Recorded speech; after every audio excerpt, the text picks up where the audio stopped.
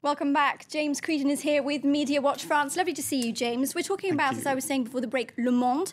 Their London correspondent claims Goldman Sachs has developed this network of influential figures across Europe, including the head of the European Central Bank. Of course, well, he's known as Super Mario, isn't he? He is indeed. And not alone the new head of the European Central Bank, but also the new Prime Minister of Italy, Mario Monti, the new Prime Minister of Greece, Lucas Papademos. It reads as a pretty impressive list of influential people across Europe. And I mean, what it reminds me actually is of the movie Inside Job. Now, that was a documentary film from last year which spoke about the influence of the financial sector, in particular banks like Goldman Sachs, who had managed to, I suppose, infiltrate the Obama administration and very high positions of power.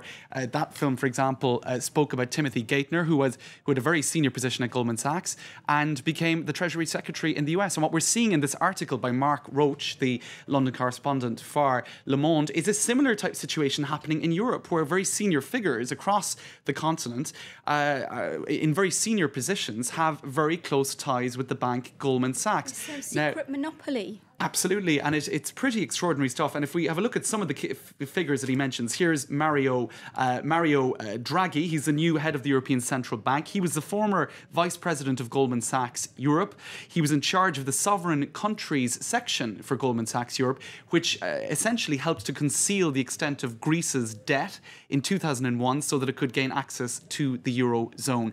They provided a financial instrument called SWAP, S-W-A-P, which concealed the extent of Greece's debt, and then I suppose that paved the way for Greece joining the Eurozone. You also have Mario Monti, and there's a photo of him here. He's the new Prime Minister of Greece, a former advisor for Goldman Sachs from 2002 up until from 2005 rather up until now, until he was appointed as essentially the Prime Minister of Italy.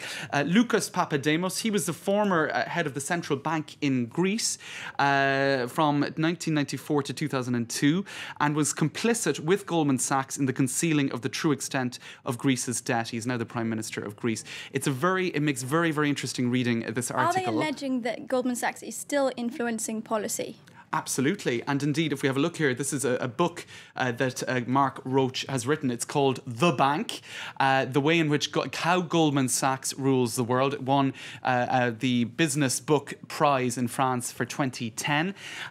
He also names a number of other key figures across Europe. For example, a former European Commissioner from Ireland, Peter Sutherland, who was influential in placing these people in influential positions.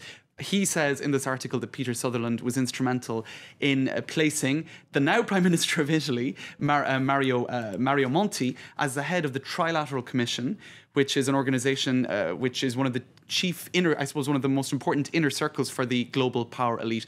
Now, what's extraordinary is stuff that would have been the domain of conspiracy theory nuts up to 6 months or a year ago is now making the second page in a mainstream newspaper like Le Monde today. Extraordinary claims of influence that extends into the very senior realms of power across Europe, all I suppose linked back to one bank, Goldman Sachs. It makes extraordinary reading. I thought it was the Murdochs who ruled the world, but apparently not. Apparently not. And just to very briefly give one or two more details on what he says, they said that Goldman Sachs started to roll out a network of influential figures across Europe back in 1986. They target former European commissioners and managers at central banks, who then conceal to some extent their links with Goldman Sachs, which allows them to feed back useful information to Goldman Sachs. And indeed, at the time of the Greek debt crisis, when that first broke, many were saying in the press that Goldman Sachs had been speculating on Greek debt. So indeed, this is a very, very, I suppose, bad coverage for Goldman Sachs. Referring to them as being like the Masons, is that? That's right. In the headline, they say that the network that they have rolled out across Europe,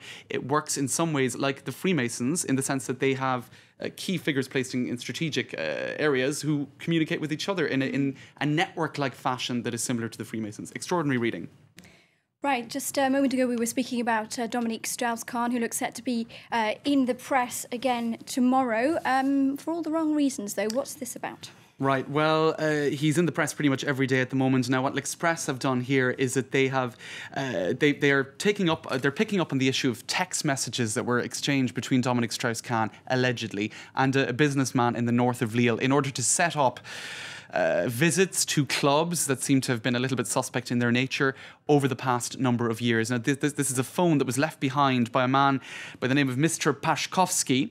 It got into the hands of the authorities, who were investigating him for links to a prostitution ring, an alleged prostitution ring operating out of the Carlton Hotel in Neil. This stuff gets incredibly complex, and it just keeps going and going and going. But what they've done is that they have correlated business trips that Dominic Strauss-Kahn went on between 2009 and 2011 and the supposed parties that he was setting up in these text messages. For example, when he was in Vienna in May 2009 to attend a conference at the Austrian Central Bank, he sent text messages at the same time to Mr. Pashkovsky in order to set up a visit to several clubs with young women, according to these text messages. So what they're trying to say is, when he was going on business trips, he seems to also have been organising little extra elements to those business trips, which we're hearing so much about in the press at the moment.